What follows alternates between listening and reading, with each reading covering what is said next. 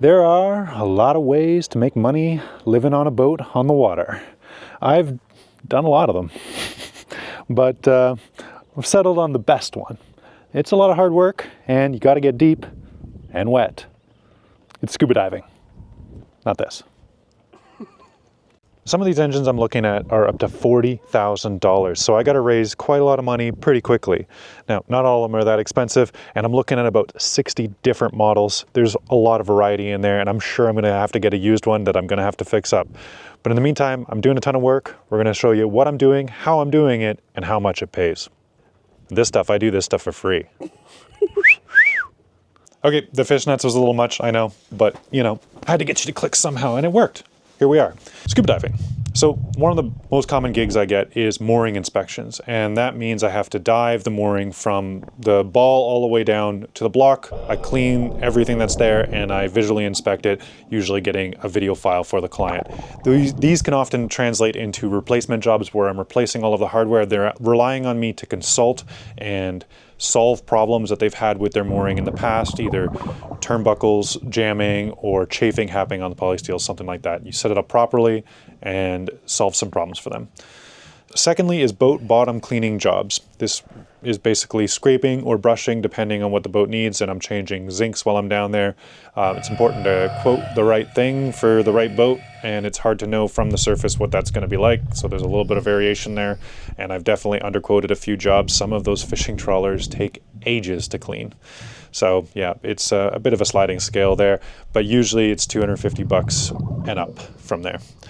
This episode is sponsored by Smackout. And now, they've sent me out a few things over the years, and I do a lot of diving work and just recreational diving and all kinds of stuff, so it's always fun to test their gear because it's always very affordable gear, which is rare in the scuba industry.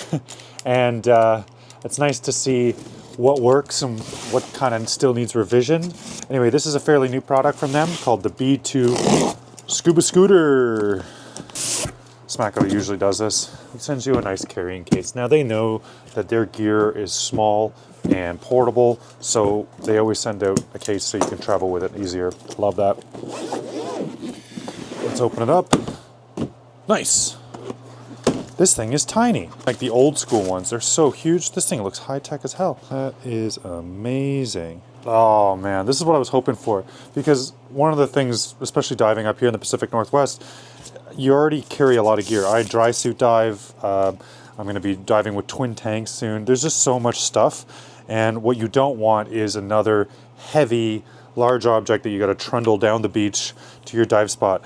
This is like all anodized aluminum. It feels very solid, and but it's small, right?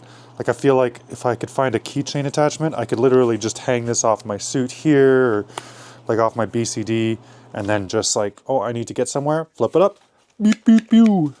First of all, I'm going to go charge this thing up, and then we're going to go take it out for a spin, because look how tiny this thing is. I don't see this pushing me along all that quickly. So we'll have to test it and to know, but, oh, there we go. It just pulls apart. That's great. So now you have two pieces.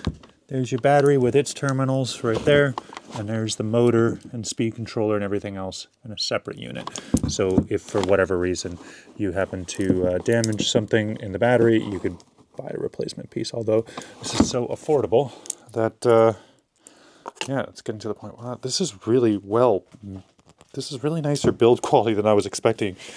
You know, Smacko is like definitely on the affordable end of the spectrum. So I'm always kind of pleasantly surprised when some of their gear is just feels really solid.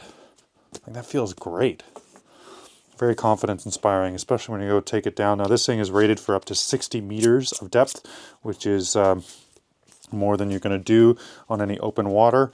So this would be good for pretty much anything you'd want to do.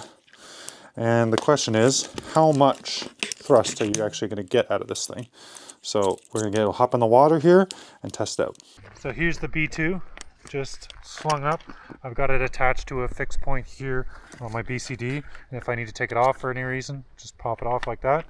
I have the hydrodynamics of a brick, so this isn't really to get us going super quick. This is to add a knot of speed, ideally, is what I'm hoping for. because that will double my range, triple my range for some of these dives, and allow me to use this at the start of my dive against the current and then float back with the current to where I started from, thus increasing my range and the things I get to see on a dive like tenfold. So if we can get that kind of distance, apparently the battery is good for an hour, and we'll see how that pans out. We're going to assume that's at the lower power setting. 60 minutes is a bit long for a dive with me. Usually it's about 40 minutes. I burn through my air pretty quickly.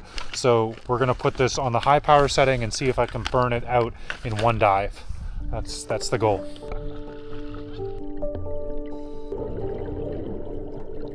First of all, sorry about the footage. The visibility on this dive was atrocious and it really messed with the color correction. I did my best to rescue it, but here we are. So my review of the Smacko B2 is that it is cool. It's great. I like the form factor. I like how small it is. I like the fact that it's a $400 device. It's not a crazy expensive thing. And I think for that amount of money and that size and that convenience of carrying it, it punches way above its weight. It's basically doubling the speed at which I could swim.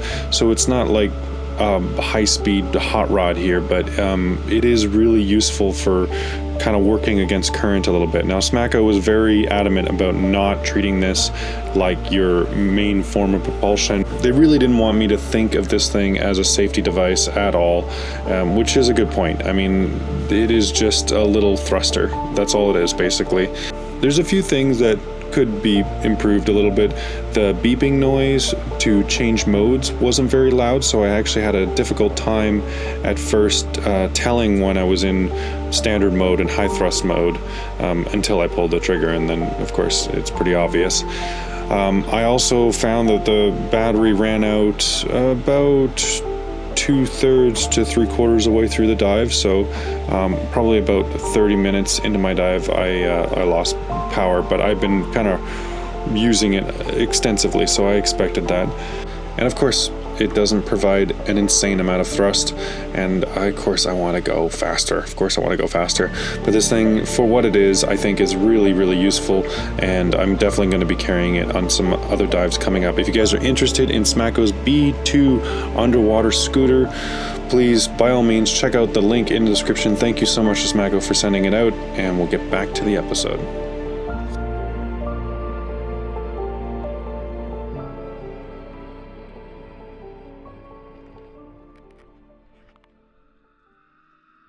I also set up moorings for people. This is a pretty lucrative job because of the expertise and the equipment needed to do it properly, to order all the materials, to get it all delivered at the right place at the right time, and not get in a tough spot or a pinch, and do it all safely when you're messing around with a 1-ton concrete block is no joke. So it does pay pretty damn good.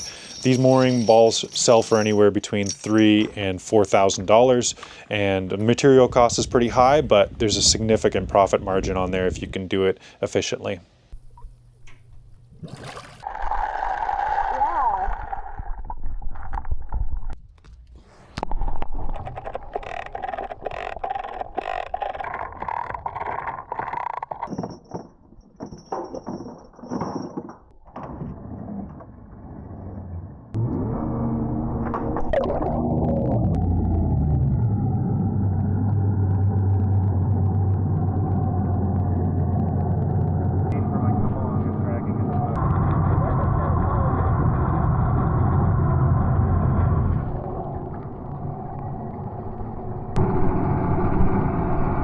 Do you like money? Money. I want a new engine. Can you hear it already? The distance.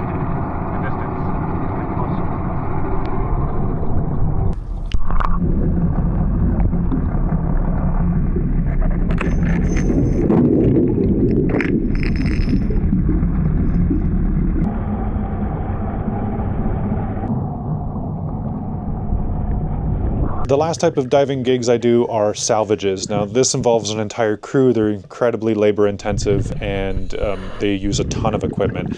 Basically, you're trying to hook lift bags to a sunken boat, get it to the surface, and pump it out. It sounds simple, but yeah, it requires a lot of pivoting and twisting because there's always some variables that you're not expecting.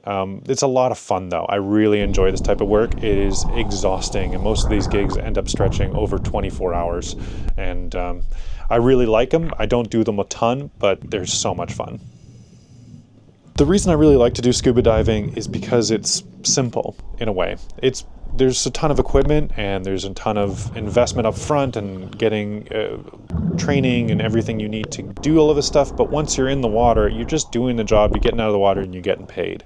And that's pretty nice, especially when you've got a big project like mine that eats up a ton of time. So being able to focus on this project instead of trying to run a whole separate business is the main reason that I really like doing scuba diving for work. Now, I used to do marine repair before, and marine repair is a little challenging because you have to really nail the quoting. Also, you end up dealing with oily, gross, disgusting bilges often and working in super cramped environments. And then, of course, you're ordering parts and they're not showing up. And there's a lot of homework outside of it. It can be lucrative, but I always found that I was doing something different every single day. And it was hard to get competent at any one specific thing because I was always doing it once. And then I was moving on to another completely different job. Similarly, I used to run a sewing canvas business and I did a lot of gigs over the years, but I found as well that it was just not scaling super well. The pay does sound pretty good on the outside, but the amount of work I was doing behind the scenes that wasn't billable to the clients and trying to train employees that took up a ton of time. It just didn't really work out financially. I ended up spending 90% of my time running that business instead of building my boat, and that wasn't really the point. So I kind of stopped doing that. I've been doing canvas jobs just for a few friends here and there. I might pick it up again in the future, but for now, I'm just focusing on the scuba diving. I like the scuba diving work. It's been a lot of fun, and I've already raised almost $10,000 for this new engine. That puts me in the used engine market. Now, a new engine is anywhere from $30,000 to $40,000. Not really what I'm looking at. But there's plenty of used engines anywhere from $2,000 up to $10,000. And it all depends on how much work I want to do. And I'm not afraid of work, as you guys know, so we're probably going to end up rebuilding whatever I end up getting. And we'll go over that in next week's episode. But for the time being, I want to give a really big thank you to you guys for watching and the Patreon subscribers for supporting and the donations that have rolled through over the years. I really appreciate it. We're not going to do a big fundraising drive for this engine because I don't really need to. I've got the resources here to make the money and to rebuild an engine, and I'm going to use them and I'm going to enjoy it. But if you do want to donate towards this project, by all means, the links are in the description. As always, thank you guys so much for watching, and we'll see you next week.